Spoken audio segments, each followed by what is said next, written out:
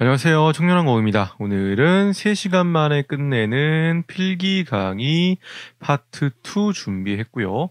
기술 파트인데 최근에 여기가 조금 난이도가 높게 나오는 것 같더라고요. 그래서 조금 더 집중해서 보시면 좋으실 것 같고요. 바로 시작하겠습니다. 기체 형식이에요.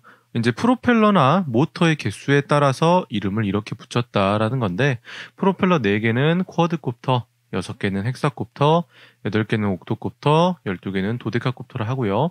모터가 고장났을 때는 쿼드콥터, 헥사콥터, 옥토콥터, 도데카콥터가 이런 식으로 작동을 한다라는 건데, 프로펠러는 종류가 이렇게 3가지가 있고요. 표기법은 이제 프로펠러를 실제로 보시면은 이런 식으로 돼 있어요. 여기 앞에 숫자에는 직경이고요. 뒤쪽에는 이제 피치라고 해서 피치가 적혀져 있는데, 피치가 뭐냐면 우리 그 나사 못 생각을 해보면요. 우리가 여기서 이제 드라이버로 한 바퀴를 딱 돌리면은 여기부터 여기까지 딱 이 사선 하나부터 사선 하나 다음 사선까지 딱 이 거리만큼 들어갑니다. 드라이버를 한 바퀴 돌리면 이거를 피치라고 해요. 이거를 이제 프로펠러에 적용을 시키면 이제 공기 모양이 뭐 이런 식으로 이루어지겠죠? 그러게 되면은 여기부터 여기까지가 피치구나 생각을 하시면 되고, 프로펠러가 이래저래 썼을 때 기체가 전진한 거리를 피치라고 한다라고 생각을 하시면 돼요. 그래서 이거랑 엮어져서 나온 게 바로 여기 밑에 건데, 고속 비행은 고피치 프로펠러가 효율이 좋다. 저속 비행은 저피치의 프로펠러가 효율이 좋다. 이 말은 무슨 말이냐면, 고속 비행이라는 말은 프로펠러가 빨리빨리 잘 돌아간다는 말이거든요. 그런데 피치도 이만큼 커버리면은 프로펠러가 빨리빨리 돌고 있는데 피치도 크면은 더 쭉쭉쭉쭉 앞으로 잘 나가겠죠. 그래서 고속 비행은 고피치 프로펠러가 효율이 좋고요. 저속 비행이라는 말은 이제 프로펠러가 돌아갈 때 힘이 없다라는 말이에요. 근데 피치가 이렇게 길어버리면은 프로펠러가 힘이 없는데 여기까지 피치를 늘려버리면은 잘 안 맞겠죠. 그래서 피치를 아예 확 짧게 줄여버리면은 적은 힘으로도 이 피치가 짧다 보니까 프로펠러가 굉장히 잘 돌아가요. 그래서 저속 비행은 저피치의 프로펠러가 효율이 좋다고 합니다. 자, 넘어갈게요. 자, 이제 모터에 관련된 내용인데, 모터는 AC, DC, BLDC 모터가 있습니다. AC 모터는 이제 교류 전원으로 운전되는 배터리라고 생각을 하면 되고요. DC 모터는 이제 보통 이거 브러쉬 모터라고 보통 많이 해요. 말을 합니다. 카본 소재로 된 실제 붓같이 생긴 이 브러쉬가 모터 안에 장착이 돼 있고요. 이 브러쉬가 직접적으로 모터와 접촉을 하면서 이제 RPM 수를 제어를 합니다. 그래서 만들기는 쉬워요. 그래서 가격은 저렴하고 토크가 큰 장점은 있습니다만, 문제는 소음과 마모가 심해서 저항이 크고 열이 발생을 해서 에너지 효율이 떨어집니다. BLDC는 브러쉬 리스 모터, 브러쉬가 없는 모터라는 뜻이에요. 그래서 원래는 이제 이 브러쉬로 속도를 제어를 하는데, 얘는 ESC라는 전용 제어기, 변속기를 장착을 해서 RPM 수를 제어를 하기 때문에 직접적으로 이렇게 접촉 방식이 아니라서 접촉 손실과 저항이 줄어서 에너지 효율이 굉장히 좋고요. 회전을 위해서는 이제 변속기가 좀 필요하다라는 그런 단점은 있습니다만은 대부분의 힘이 좋은 모터들은 이런 브러쉬 리스 모터를 사용을 하고 있습니다. 그리고 이제 브러쉬 리스 모터에 인러너 타입과 아웃러너 타입이 있는데, 이 말은 무슨 말이냐면은 이제 케이스 내부, 그러니까 안쪽에서 자석이 돌아가느냐, 바깥쪽에서 자석이 돌아가느냐에 따라서 인러너, 아웃러너로 나눠서 볼 수 있다라는 거고요.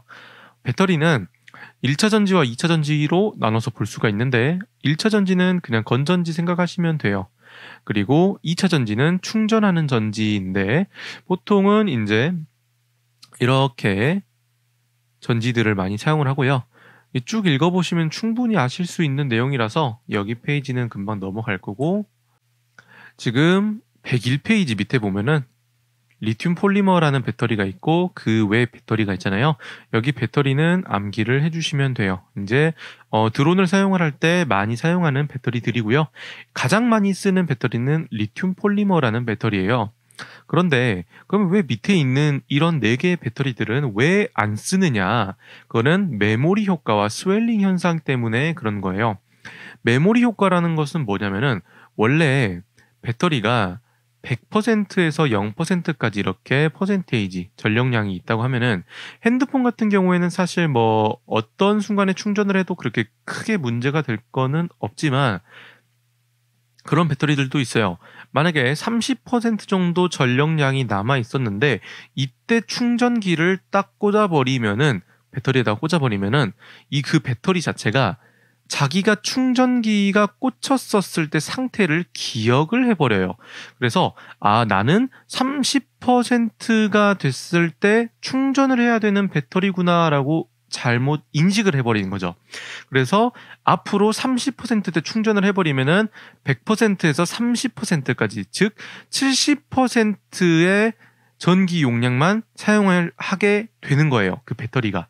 이런 메모리 효과가 있는 배터리 같은 경우에는. 한 가지 더 예시로, 만약에 50% 정도 남아 있었는데 여기에 충전기를 꽂아버렸다고 할게요. 그러면은 앞으로 몇 퍼센트만 쓸 수 있겠죠? 쓸 수 있죠? 50%. 50%밖에 전력량을 못 쓰는 거예요. 50%일 때의 자기 전력량을 기억을 하고 있기 때문에 내가 50%때는 충전기가 들어와야 되는구나. 나는 충전을 해야 되는구나. 그렇게 배터리가 잘못 기억을 해버려서 이렇게 50%밖에 못 쓰거나 70%밖에 못 쓰거나, 그래서 자기가 충전됐었을 때 상태를 기억을 해버리기 때문에 100% 전체 전력량을 못 써버리는 이런 사태가 발생이 됩니다. 그런 배터리들이 있어요. 그래서 이런 메모리 효과가 있는 배터리들은 사용을 하기가 좀 불편해서 잘 안 쓰고요. 스웰링이라는 것은 쉽게 말하면 배터리 내부에 가스가 찬다고 생각하시면 돼요. 원래 배터리는 네모나잖아요. 이게 이런 식으로 동그래진다고 생각하시면 돼요. 가스가 차가지고.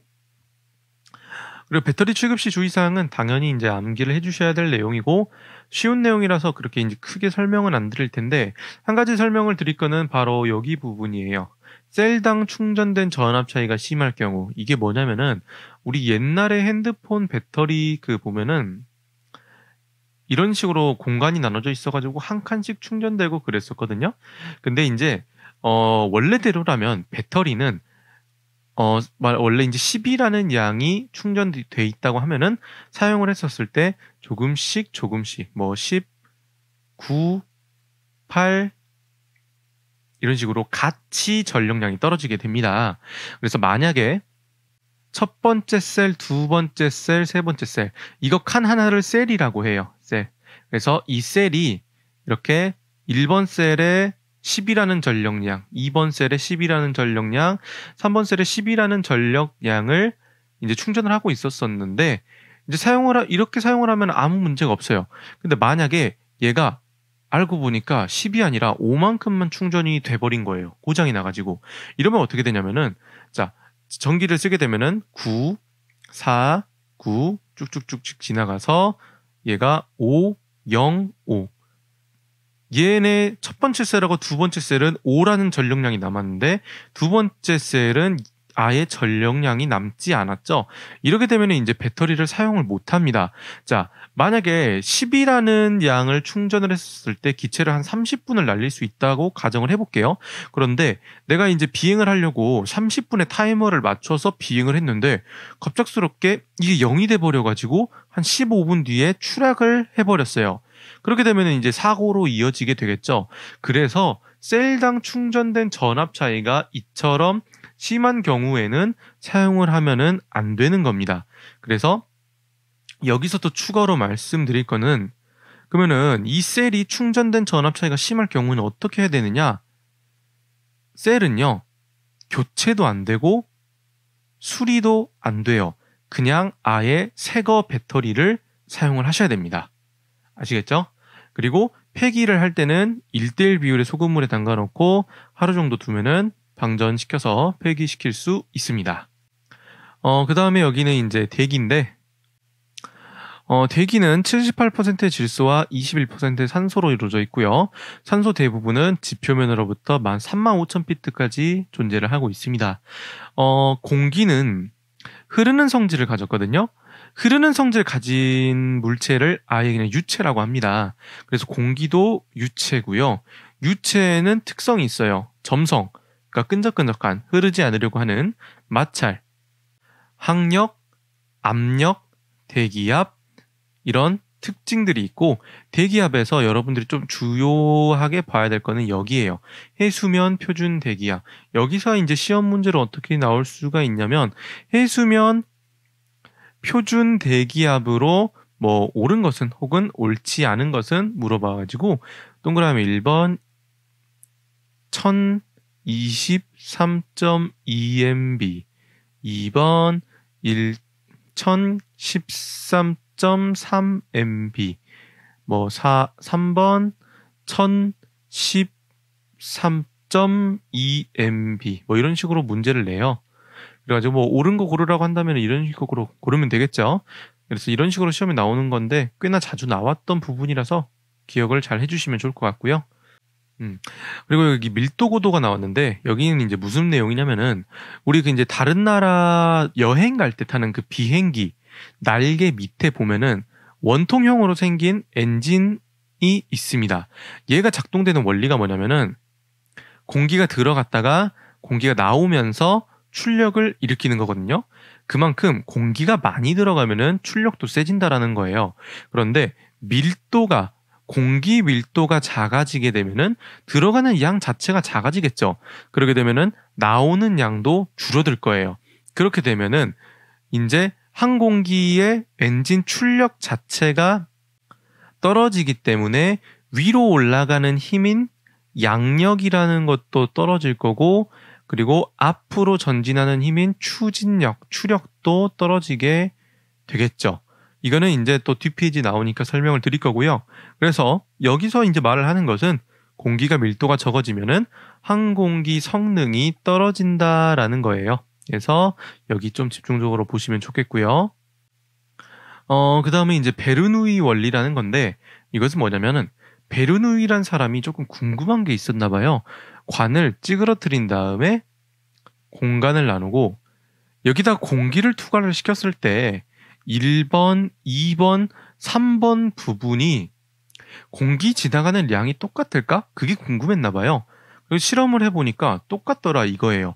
당연히 자기가 생각을 했었을 때는 여기가 단면적이 좁으니까 공기가 좀 덜 지나가지 않을까 생각을 했는데 의외로 여기 공기가 지나가는 속도가 빨라지더라 이거죠.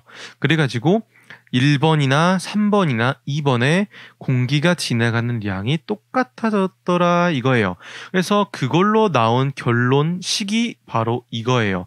전압은 정압 플러스 동압이다. 그래서 그냥 이거 그대로 암기를 해주시면 되고요. 시험 문제 풀 때 이거 나오니까 그냥 외우실 때 전정동 하고 외우셔도 되고 니은, 이응, 이응 이런 식으로 외우시면 좋을 것 같아요.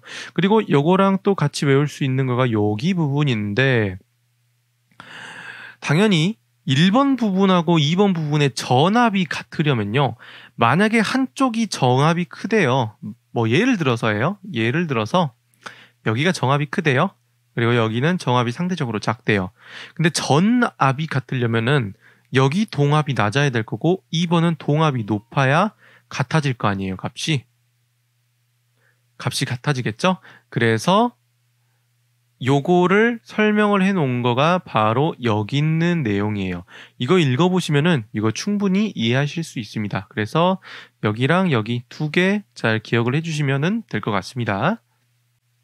에어포일. 에어포일이라는 것은 이제 날개를 뚝 잘랐었을 때 그 단면을 말을 하는 거기도 해요. 이제 항공기 날개라고 생각을 하면 될 것 같은데, 날개 단면을 이렇게 뚝 잘랐었을 때 앞부분을 앞천, 그리고 뒷부분을 뒷천이라 하고 거기를 잇는 이 선을 직선선을 시위선이라고 합니다. 그럼 이거를 왜 설명을 드렸냐면은 받음각 때문에 설명을 드린 건데, 자, 항공기 날개가 이렇게 있어요. 여기가 앞전, 뒷전 시위선이 있습니다. 자, 여기가 지면이에요. 지면이에요. 자, 이렇게 있을 때 바람이 지면과 평행하게 이렇게 불고 있다고 가정을 해볼게요. 그때 여기 각도가 30도라고 한다면은 받음각은요. 시위선과 상대풍이 이루는 각도니까 시위선과 상대풍이 이루는 각도인 30도가 나오겠죠? 그런데 붙임각이라는 게 또 존재해요. 이거는 뭐냐면은 지면과 시위선이 이루는 각도인데 이게 지금 바람이 상대풍이 지면과 평행하게 부는 상태라 했잖아요. 그래서 여기도 30도가 나옵니다. 그래서 붙임각은 30도가 나와요. 자, 이게 첫 번째 경우고요. 두 번째 경우로 만약에 바람이 상대풍이 시위선하고 평행하게 분대요. 이런 경우에는 받음각은 0도가 되겠죠. 근데 붙임각은 지면과 시위선이 이루는 각도기 때문에 그대로 또 똑같이 30도가 나오게 됩니다. 자, 여기서 이 그림 시사하는 바는 뭐냐면은 붙임각은 지면과 시위선이 이루는 각도기 때문에 날개 각도가 변하지 않는 이상은 웬만하면 일정하다. 그러나 받음각은 바람, 상대풍과 시위선이 이루는 각도기 때문에 시시때때로 변할 수 있다. 그 얘기입니다. 그리고 여러분들이 조금 더 보셔야 될 거는 이거 공기력의 합력점을 압력 중심이라고 합니다. 공력 중심이 아니에요. 이거를 많은 분들께서 공력 중심으로 알고 계시는데 압력 중심입니다. 자, 등속 직진 수평 비행이라는 것은 항공기에는 4가지 힘이 작용을 해요. 앞으로 나가는 힘을 추진력, 뒤로 끌어당기는 힘을 저항력, 항력, 위로 떠오르는 힘을 양력, 아래로 가라앉는 힘을 중력 또는 무게라고 하는데 등속 직진 수평 비행 상태일 때는 추력과 항력이 같고 양력과 중력이 같습니다. 등속 직진 수평 비행, 등속 수평 비행 다 똑같은 말이니까요. 특징들 기억해 주시면 좋겠습니다. 그리고 여기 이제 비행 중 항공기에 적용하는 4가지 힘이라고 있는데 여기는 사실 이제 단순 암기를 해주셔야 하는 부분이에요. 이제 단어, 영어, 설명 같이 외워주시면 되고요. 단어, 영어, 설명 다 같이 외워주시면 되겠습니다. 그렇게 크게 어려운 내용은 아니라서 여러분들도 그냥 보기만 해도 이해하실 수 있어요. 자, 그 다음에 이제 지면 효과라는 건데, 지면 효과라는 것은 뭐냐면, 자, 드론이 이렇게 있다고 가정을 해볼게요. 그리고 여기가 땅이에요. 모터가 돌아가게 되면 바람은 이런 식으로 불게 되어 있습니다. 그런데 드론이 지면에 가까워지면은 가까워질수록 여기에 공기가 갇히게 되겠죠. 그래서 공기가 갇히면서 에어 쿠션과 같은 현상이 발생을 해서 기체가 착륙하기 전에 통통통통 튀는 것 같은 느낌을 받게 되는데 이러한 현상을 바로 지면 효과라 하고요. 자, 항공기 운동과 축인데요. 무인 멀티콥터 같은 경우에는요. 조종기 스틱을 보시면은 이렇게 2개가 있는데 오른쪽 거를 앞뒤로 움직이면은 이제 전후진을 하게 되고 이거를 엘리베이터라 하고요. 이거를 좌우로 움직이면은 좌우 이동을 하게 돼서 에일로론이라고 하고요. 왼쪽의 스틱을 앞뒤로 움직이면은 상하 운동을 하면서 이거를 스로틀이라고 하고요. 그리고 왼쪽에 있는 것을 좌우로 움직이면은 이거를 러더라고 하고 좌향 우향이라고 합니다. 그래서 좌향 우향 하는 거를 러더라고 합니다. 자, 그런데 이것들은 뭐냐면은 이 좌우 이동, 전후진, 좌향 우향, 상승 하강 이것들을 조금 더 고급진 용어로 표현을 할 때 이렇게 표현을 하는 거예요. 에일러런에 의해서 좌우 이동하는 것을 롤링이라 하고요. 엘리베이터에 의해서 전후진하는 것을 피칭, 러더에 의해 좌향 우향 하는 것을 요잉, 스로틀에 의해서 상승 하강 운동하는 것을 스로틀이라고 합니다. 그 다음에 안정성에 관련된 내용인데 모멘트는 뭐냐면 원래 항공기는 무게중심을 기준으로 운동을 하거든요. 그 무게중심에 대해서 회전하려는 것을 모멘트라고 합니다.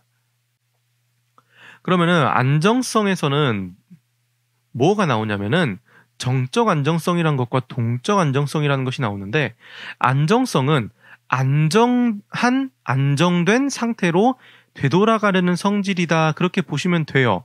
그래서 만약에 비행기 날개가 뭐 이런 식으로 있다고 가정을 해볼게요. 여기가 왼쪽 날개고 여기가 오른쪽 날개예요. 여기가 중심이고 만약에 날개가 이런 식으로 기울어졌어요.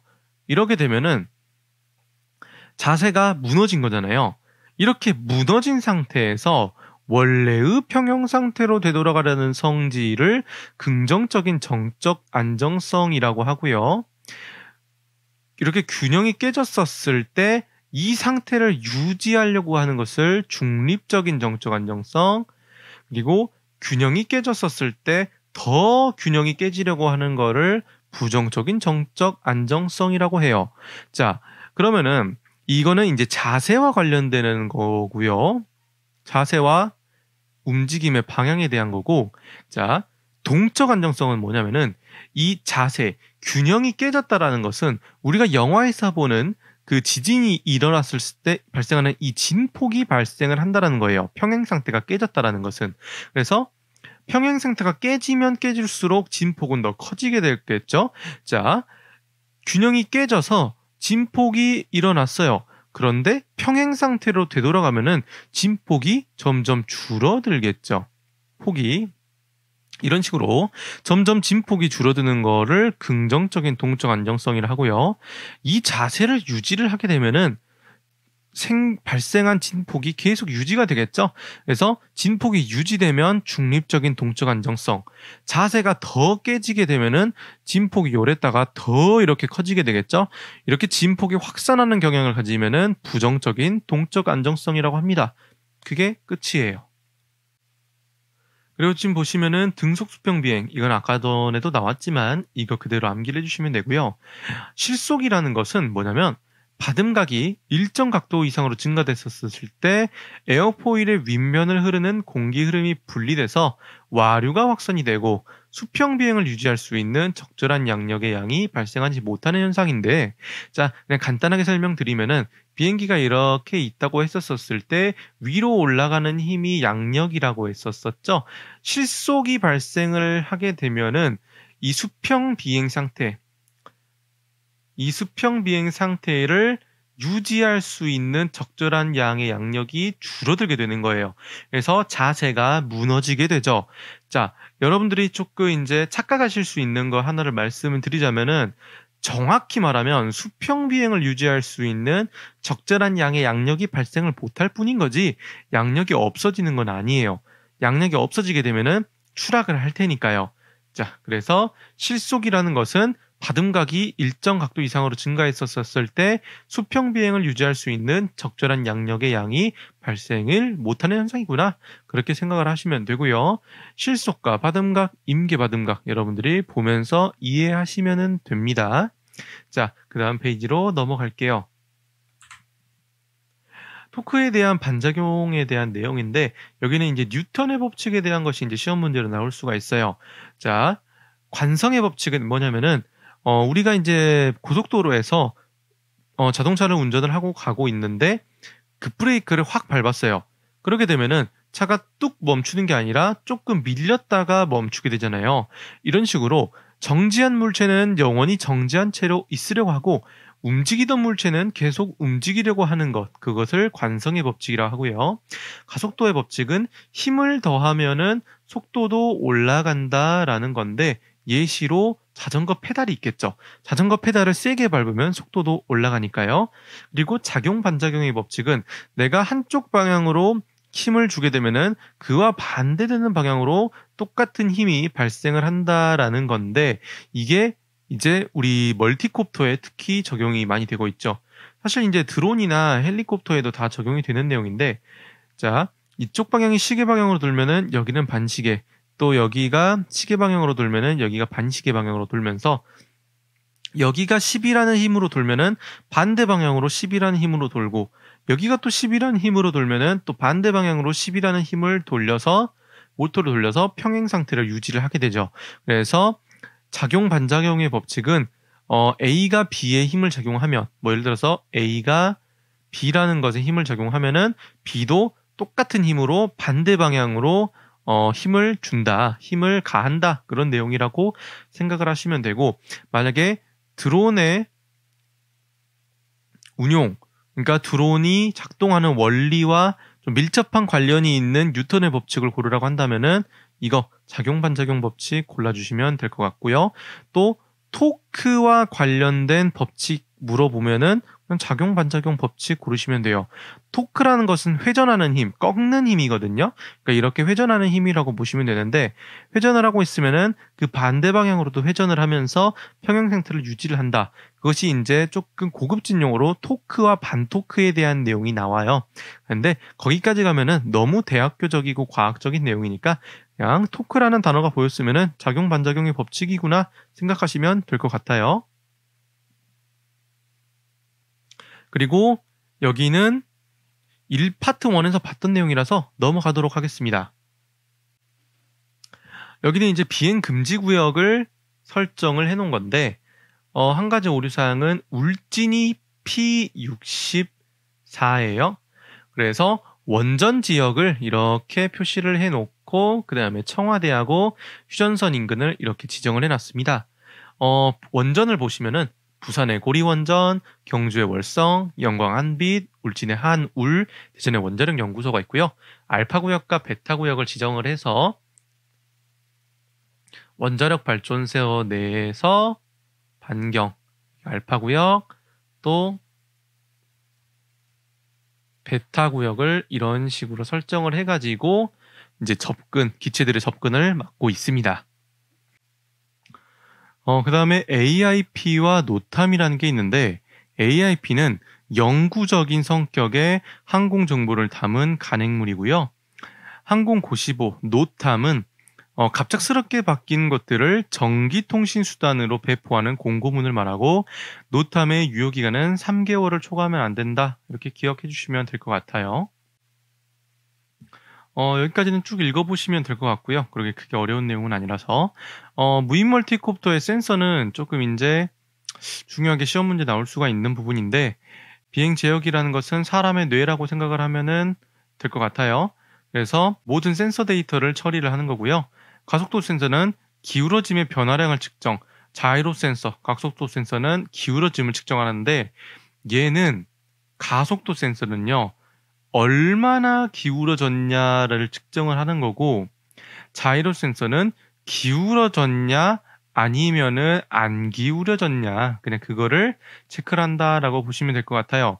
바로미터 센서는 고도 센서라서 고도를 유지하는 센서고 지자기 센서는 이거는 나침반이에요. 그래서 기체가 정면을 보고 있는지 왼쪽을 보고 있는지 오른쪽을 보고 있는지 그런 거를 봐주는 거고요. GPS는 뭐 유명하죠.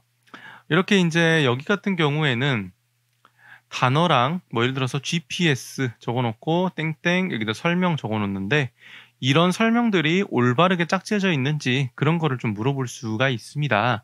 그런데 여기 그냥 한글로 물어보면 상관이 없는데 영어로 물어볼 때가 있어요. 근데 이제 다행인 거는 영어 앞글자가 다 달라서 그냥 앞글자만 외우도록 할게요. 비행 제어기는 FC라서 앞글자가 F고요.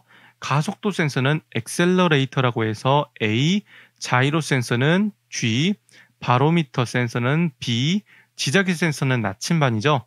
나침반은 영어로 콤파스, 그래서 C. 뭐 GPS는 GPS 그대로 나오고요. 그래서 뭐 FC는 설명 적어놓고 뭐 엑셀러레이터는 설명 이렇게 적어놓는데 앞 글자만 보고 이게 이런 거를 말하는 거구나 하고 체크를 해서 바로 설명 기억해 내셔가지고 시험 문제 푸시면 됩니다. 그 다음에 이제 비정상 절차에 관련된 문제가 나올 수 있는데 이거는 뭐냐면은 이제 긴급 상황이라고 생각을 하시면 돼요. 근데 사실 웬만하면은 좀 정해져 있습니다. 루틴이. 첫 번째, 주변에 큰 소리로 알린다. 두 번째, 평평하고 안전한 곳에 착륙을 한다. 그건데 여기에 조건이 하나 붙을 수 있어요. GPS가 고장났었을 때는 어떻게 대처를 해야 되느냐? 그때는 그냥 하나만 더 추가를 해주시면 되는데 큰 소리로 주변에 알리고 AT 모드라는 것으로 변경을 한 후에 평평하고 안전한 곳에 착륙한다. 그게 끝이에요. 사실상 웬만하면은 별다른 건 없습니다.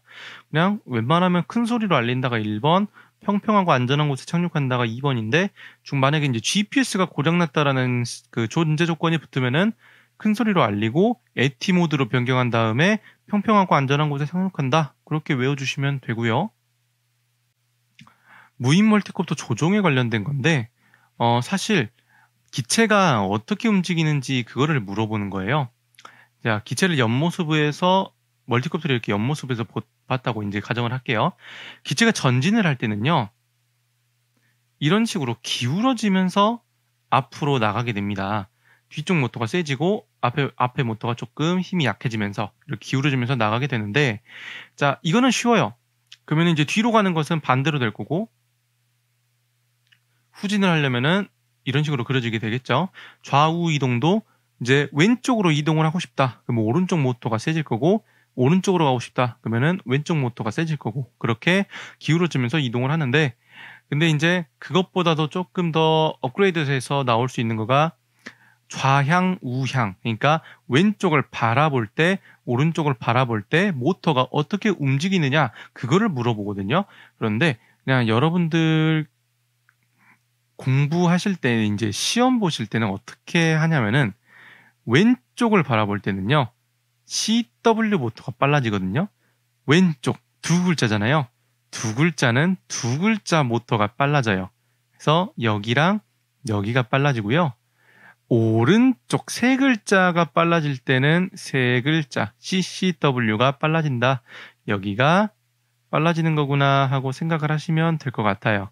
그래서 시험 문제 만약에 나온다고 한다면 기체가 왼쪽을 바라볼 때 모터의 움직임으로 뭐 옳은 것은 이런 거를 이제 시험 문제 나올 수가 있죠. 그래서 동그라미 1번에 CW 모터가 빨라진다. 2번에 CCW 모터가 빨라진다. 뭐 이런 식으로 나올 수가 있을 거예요. 아니면은 번호를 지정해서 물어볼 수가 있는데, 웬만하면은 번호가 멀티콥터 같은 경우에는 1, 2, 3, 4번 이런 식으로 되거든요. 만약에 이제 왼쪽을 바라봤었을 때 모터가 어떻게 움직이느냐 그거를 물어본다고 하면은, 왼쪽은 왼쪽 CW 두 글자가 빨라진다 했죠. 여기서 CW 시계 방향으로 도는 모터는 2번하고 4번 뿐이죠. 그래서 왼쪽을 바라봤었을 때는 2번 모터하고 4번 모터가 빨라지게 되고 1번 모터하고 3번 모터가 상대적으로 조금 느리게 됩니다. 그래서 여기 읽어보시면 사실 충분히 아실 수 있는 내용이긴 한데, 이거 그대로 암기해 주시면 좋으실 것 같고요. 여기 지금 보시면은 비행전 안전성 점검이라고 되어 있죠.